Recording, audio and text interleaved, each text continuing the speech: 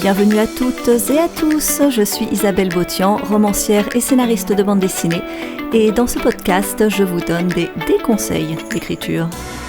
Le déconseil du jour m'a été notamment suggéré par So, et je l'en remercie, et c'est « Écrivez sur ce que vous connaissez ». Et celui-là, je pense que je vais le prendre dans le sens inverse de ce que je fais d'habitude, c'est-à-dire je vais d'abord vous expliquer pourquoi c'est de la merde, et ensuite vous dire pourquoi en fait il est donné, parce que c'est un très très bon conseil, aussi stupide a-t-il l'air de prime abord, la manière dont il est énoncé. Donc du coup, pourquoi c'est de la merde ? Parce qu'à partir du moment, on part du principe que c'est surtout des écrivains de fiction qui me suivent, et à partir du moment où vous écrivez de la fiction, c'est un peu le principe que vous écrivez pas sur ce que vous connaissez et que vous inventez. Enfin, si on écrivait littéralement que sur ce qu'on connaît, il y aurait plus de fantaisie, il y aurait plus de contes, il y aurait plus tous ces univers-là, il y aurait plus de fantastique, il y aurait quasiment plus de science-fiction, de livres historiques, voire même de policiers ou thriller, les romans d'espionnage, n'en parlons pas.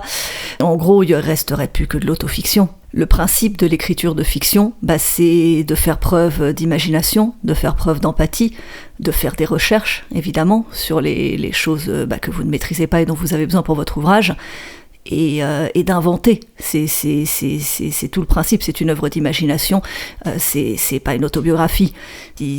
C'est pas, pour prendre un exemple évident, je sais pas, si vous êtes un jeune prof de banlieue, vous allez pas écrire que sur la vie d'un jeune prof de banlieue. Ça paraît un petit peu évident, même si évidemment vos expériences, votre vécu peuvent servir de base pour des livres de fiction absolument formidables. Et c'est souvent, et je vais y revenir dans la deuxième partie, c'est souvent des choses très intéressantes, ces témoignages, ou ce qu'on appelle dans un autre contexte, ce qu'on va appeler les own voice, que je vais développer un peu sur la fin. Évidemment que ça apporte une vision particulière et souvent particulièrement intéressante en fait, quand les gens parlent oui, effectivement, de ce qu'ils connaissent. Mais encore une fois, on reste sur la fiction, c'est un travail de création et d'invention. Donc voilà, énoncé comme ça, écrivez sur ce que vous connaissez. Non seulement c'est pas vrai, mais en plus ça confirme à l'absurdité. C'est à se demander si ce conseil est pas un peu de la provoque quand il est donné, parce que franchement, c'est honnêtement, j'essaie d'éviter d'être catégorique dans ce podcast, mais c'est honnêtement, je pense objectivement n'importe quoi. Mais alors pourquoi ce conseil est donné du coup ? Parce que en vrai c'est un super bon conseil. Alors pour moi, il y a deux principales raisons. Enfin, il y en a surtout une à mon avis pour laquelle il est généralement donné, mais à mon sens il y en a deux qui sont intéressantes. Il y en a une qui est plus technique, on va dire, et l'autre qui est plus, alors j'allais dire morale, c'est peut-être un bien grand mot, plus éthique, dirons-nous, ou en tout cas qui pose des questions un peu plus subjectives et un peu plus de qu'est-ce que vous voulez faire avec votre œuvre, et voilà. Donc je vais commencer par la première parce que à la base c'est un podcast d'écriture, pas un podcast de politique.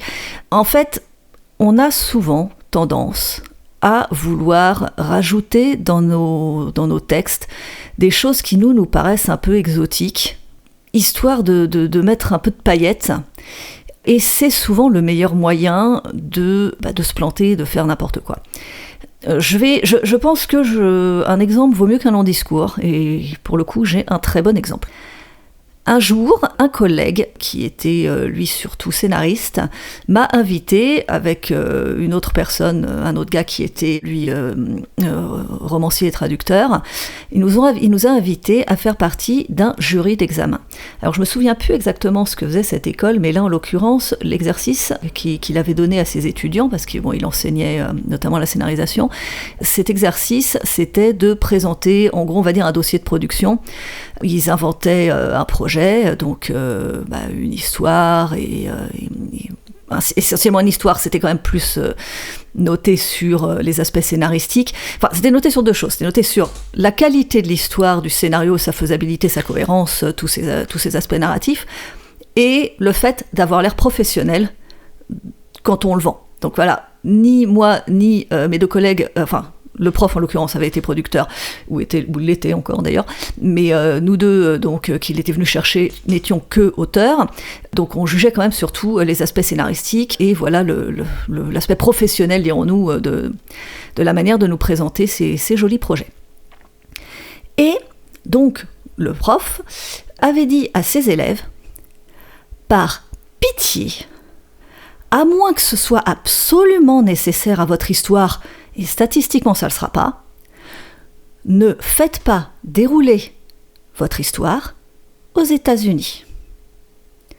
Vous croyez que vous connaissez les États-Unis ? Vous ne connaissez pas les États-Unis. Vous avez juste vu beaucoup de séries sur Netflix. Donc, je pense qu'il leur a dit de manière peut-être un petit peu plus sympathique, mais en gros, c'était ça que ça voulait dire. Le prof vous dit, ne faites pas cette erreur-là, sinon vous allez vous planter.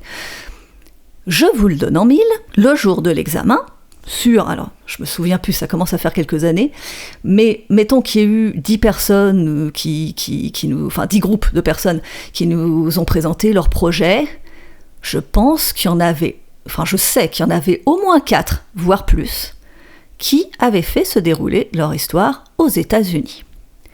Et j'imagine que le raisonnement derrière, c'était que, mais voilà, on n'écrit pas que sur ce qu'on connaît, on est des créatifs, on a de l'imagination, on a de l'empathie, on fait des recherches, voilà.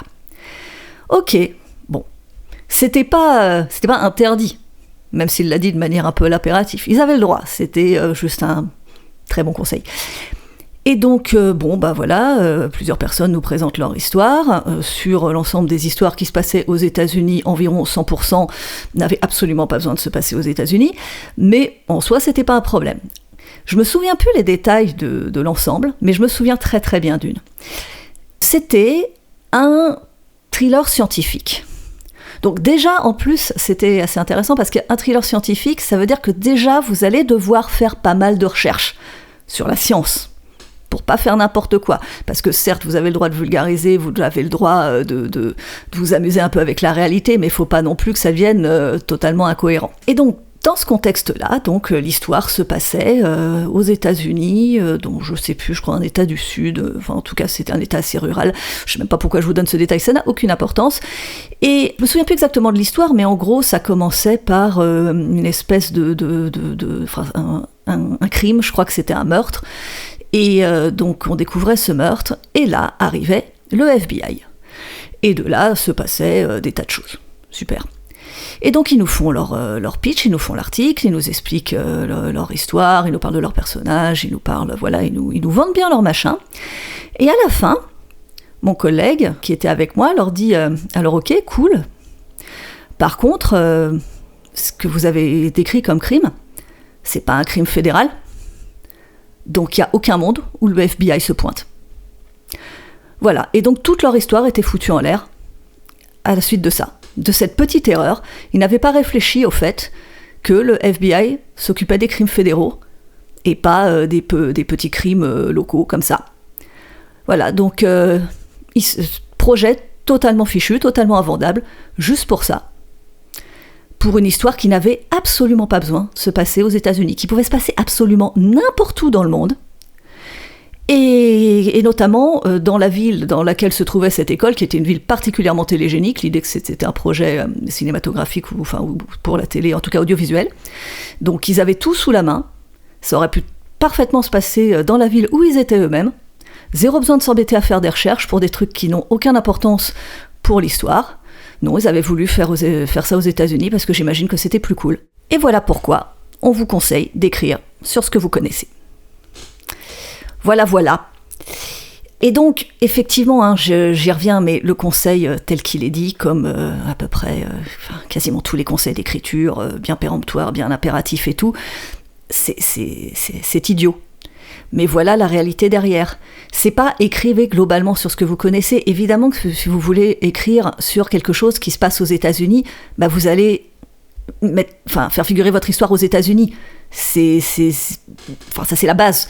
Et donc vous allez faire des recherches Et je vous conseille hautement de ne pas vous contenter de faire des recherches bibliographiques ou avec des reportages, quelle que soit leur forme, mais aussi de parler aux gens et de vous faire relire par pitié par des gens qui habitent ou ont habité aux États-Unis, voire par des natifs, parce que vous avez l'impression, enfin c'est typiquement avec des pays, enfin avec les États-Unis, on est tellement familiarisé avec la culture américaine à travers la pop culture, c'est ce qu'on appelle le soft power, hein, c'est quelque chose qui a quand même imprégné notre culture et on est vraiment biaisé, on pense vraiment qu'on connaît ce pays parce qu'effectivement c'est une réalité qu'on le connaît de manière démesurée par rapport à d'autres pays dans lesquels on n'a jamais mis les pieds ou qu'on a juste visité comme ça. Mais je peux vous dire, moi à ma petite échelle, j'ai passé un moment dans ma vie 2 mois aux États-Unis et qui m'ont absolument pas permis de pouvoir dire maintenant que je peux écrire sur les États-Unis. Déjà, encore une fois, les États-Unis, c'est grand, hein.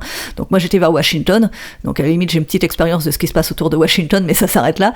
Et mais même ça, je pourrais pas, au bout de 2 mois, je pourrais pas juste écrire sur les États-Unis comme ça, c'est évident, même si j'ai vu beaucoup de films américains. Et aussi, quand je suis allée aux États-Unis, rien que pendant ces 2 mois, j'ai découvert des choses, mais des petits détails de culture, des petits détails que vous ne pouvez appréhender que si vous y êtes allé. Et c'est sur ces petits détails que votre crédibilité en tant qu'écrivain va se jouer. Et c'est pour ça qu'on vous dit faites-vous relire par des gens qui connaissent. Si vous n'avez pas le choix d'écrire sur des choses qui vous sont pas familières. C'est pas juste des recherches bibliographiques qui vont vous donner vous faire appréhender la réalité de ce que c'est de vivre à un endroit, de vivre telle expérience. Il faut que vous consultiez des gens. Et c'est un peu là que je voulais en venir, en fait, sur l'autre raison, selon moi, de ce conseil, qui est, on va dire, quelque chose d'un peu plus subjectif, mais qui est super important, à mon sens, à aborder. C'est la question d'où on parle. Et la question notamment de ce qu'on appelle les récits own voice. Alors pour ceux qui connaissent, qui ne connaîtraient pas le sujet, en fait ce qu'on appelle les récits own voice, c'est des récits qui sont écrits par des personnes concernées par les sujets abordés. Donc ça peut être des témoignages, hein, évidemment, c'est dans sa forme la plus brute, ça va être ça, mais c'est pas que ça va être par exemple en science-fiction, pour écrire sur ce qu'on appelle l'afrofuturisme, des personnes qui sont de cultures de différents, d'un ou l'autre pays d'Afrique. Ça va être pour écrire sur des sujets féministes, ne serait-ce que être une femme. C'est écrire en fait c'est un terme qui est souvent employé dans le cadre de sujets qui touchent des personnes discriminées. Et donc je vais l'annoncer tout de suite, n'importe qui peut écrire sur n'importe quoi. Évidemment que vous pouvez être un homme et écrire sur des sujets féministes. Même pas forcément sur le féminisme, mais sur des sujets qui touchent au féminisme. Par exemple, des grandes figures féminines de l'histoire. Et pourquoi elles sont moins connues ou souvent un peu effacées, ou moins connues que leurs homologues masculins. Donc, vouloir redonner de la voix à ces grandes figures de l'histoire. Évidemment que vous pouvez le faire, si vous êtes un homme. Évidemment qu'en tant que blanc, vous pouvez mettre en scène des personnes noires. Évidemment que vous pouvez même parler de racisme. Et etc., hein, sur d'autres sujets, sur d'autres personnes qui subissent des discriminations.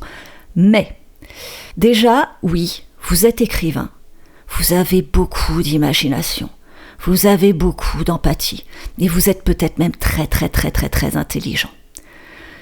Toute cette imagination, toute cette empathie et toute cette intelligence ne remplacera jamais l'expérience. Ça ne veut pas dire que vous allez écrire n'importe quoi. Ça veut dire que vous écrirez toujours du point de vue de quelqu'un qui n'a pas subi ces choses. Et ça peut être intéressant aussi.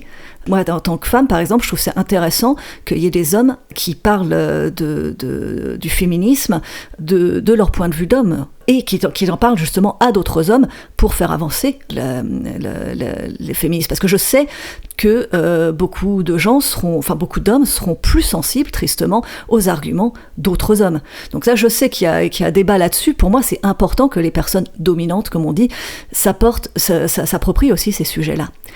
Mais le problème, c'est que souvent, les personnes, donc je vais toujours parler de mon cas du sexisme, parce que je suis une femme blanche, donc je vais parler de ce qui me concerne en priorité.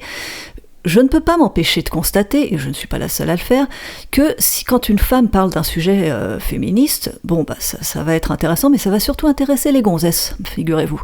Ça va être un peu présenté comme des bouquins de gonzesses, qui peuvent être très intéressants, très intelligents, très informatifs, tout ce qu'on veut.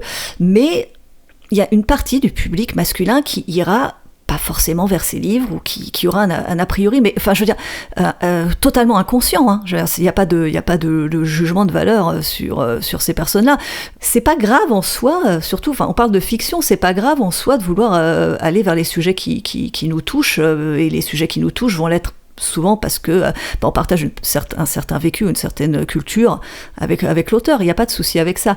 Mais là où je voulais en venir, c'est que les livres féministes, dirons-nous, ou sur des grandes figures féministes écrits par des femmes, ne vont pas avoir le même traitement que ceux écrits par des hommes. Ceux écrits par des hommes vont souvent être plus mis en avant. Je vois même honnêtement certains collègues qui font un peu une carrière autour de ça, et donc voilà, typiquement, vous êtes un homme, vous voulez écrire sur une grande femme de l'histoire, mais allez-y, faites-vous plaisir. Mais au bout d'un moment, quand ça devient votre seul sujet, ça commence à ressembler beaucoup à une stratégie marketing. On va pas se mentir, en tant qu'homme, si vous parlez de grandes figures féminines, ou si vous parlez de féminisme, vous êtes un héros. Vous parlez de ces choses-là, alors que c'est pas votre intérêt d'en parler. Vous bénéficiez d'un système biaisé à l'encontre des femmes, d'un système sexiste. Et donc, vous allez être vachement mis en avant aussi parce que, forcément, vous êtes objectif. C'est pas un truc que vous vivez. Donc voilà, vous êtes rationnel quand vous parlez de ça. Et sachant quand même que d'une manière générale, les auteurs vont être mis plus en avant que les autrices, et alors, les auteurs blancs, n'en parlons pas, mais il paraît assez intéressant de se dire d'où est-ce que je parle et quels sont les effets de ce que je fais avec mon travail. Encore une fois, moi, je vais pas vous mentir, j'ai déjà eu des héros, des héroïnes qui étaient noirs, par exemple, et il s'est trouvé que dans le livre, ils ont été confrontés au racisme à un moment, et donc dans ce cas-là, je suis allée voir ce qu'on appelle sensitivity reader. Moi, je suis pas fanat du terme. Je sais que c'est un terme qui fait un gros débat.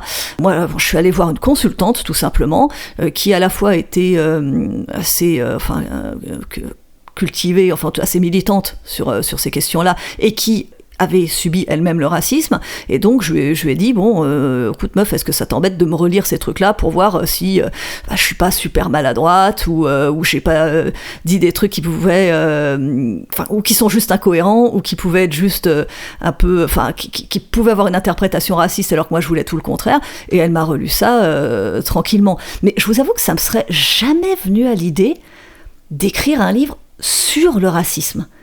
Alors, peut-être, je dis ça, faut jamais dire jamais, hein, peut-être qu'à un moment j'aurai une super idée, mais pour moi ça a toujours été juste évident que, c'est pas un truc que j'ai vécu, c'est pas un truc que j'ai étudié académiquement. Ça va être quoi mon point de vue pour parler du racisme ? Ça va être dire, le racisme c'est mal, touche pas à mon pote, pour les vieux comme moi qui ont la ref. Je pense pas être hyper pertinente là-dedans. Est-ce que ça veut dire que je pourrais pas le faire ? Non, probablement. Est-ce que ça veut dire que j'en ai pas le droit ? Certainement pas. Mais c'est quand même... si je le faisais, je me dirais, encore une fois, ça fait un peu... je veux me poser en sauveuse. Et honnêtement, quand on voit des récits sur des blancs qui écrivent sur le racisme, même des récits très sincères, on a souvent des tropes, ou des clichés qui sont un peu... typiquement, ça va être le héros blanc qui va sauver l'esclave noir, héroïquement, en rejetant ses privilèges, en étant ostracisé par sa famille. Et je dis pas que ces trucs-là sont jamais arrivés, mais c'est tellement anecdotique, et c'est des récits qui prennent tellement de place dans la librairie, justement parce que c'est des points de vue de blancs, et que les blancs ont plus la parole. C'est pour ça que je pense, c'est plus vraiment un conseil d'écriture, je pense que c'est plus une posture éthique, et il n'y a pas de réponse définitive à ça. Encore une fois, on a le droit d'écrire sur ce qu'on veut, mais je pense qu'il faut être conscient du contexte dans lequel on écrit et à qui on s'adresse, et accessoirement, au-delà de cette posture purement éthique ou morale comme vous voulez, les personnes les récits own voice vont vous parler de vraiment ce que c'est que les cultures que les cultures africaines, ou africaines, ou je sais pas pourquoi je focalise sur les cultures africaines, mais ou asiatiques, ou ce que vous voulez, ou sur ce que ça fait d'être une personne gay dans un monde homophobe. Et c'est honnêtement, ces récits-là vont vous... C'est vraiment ces récits-là qui vont en général vous faire le plus réfléchir, au-delà du soyons tolérants parce qu'être intolérant c'est pas cool. Il y a souvent les gens, les auteurs des récits Own Voice ont souvent honnêtement beaucoup plus de choses à dire et ils vont avoir beaucoup plus d'impact pour peu qu'on leur tende le micro.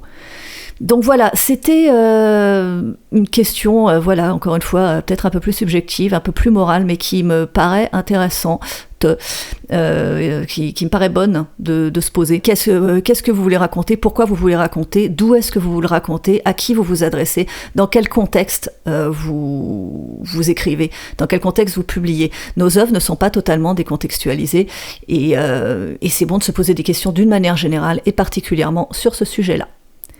Et je crois que j'ai fait le tour.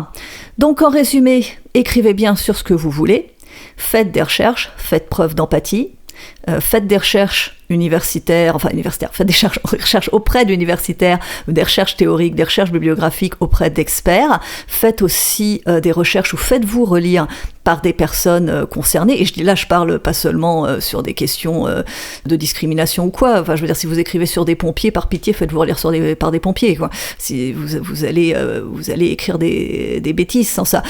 Je voulais conclure, mais en fait sur des détails, au-delà des grosses erreurs, des fois il y a des petites erreurs qui sont juste ridicules. Moi je peux donner, il y a 2 exemples. Il y a typiquement les auteurs masculins qui écrivent sur des femmes.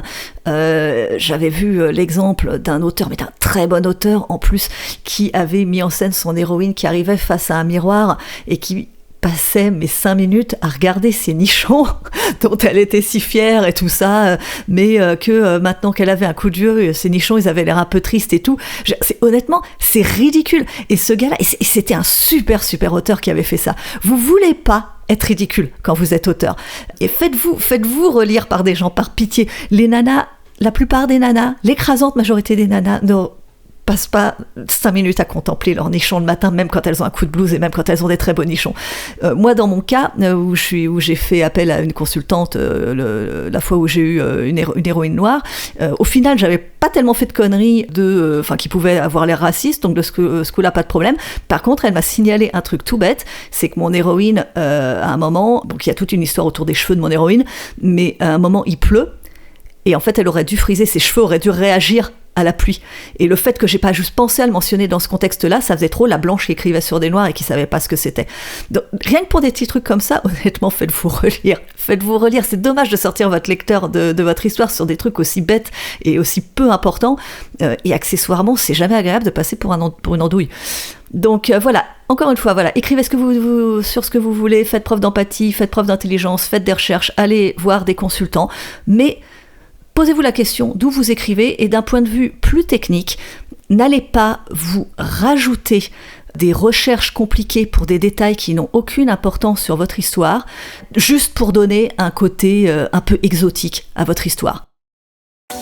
Merci d'avoir écouté ce déconseil d'écriture. N'hésitez pas à partager les mauvais bons conseils qu'on vous a donnés en commentaire ou via la messagerie de mon site www.isabellebautian.com. Pensez à vous abonner et à liker, et si vous voulez me soutenir financièrement, vous pouvez le faire à partir de 1 € sur ma page Ko-fi, ko-fi.com/isabotian. À très bientôt.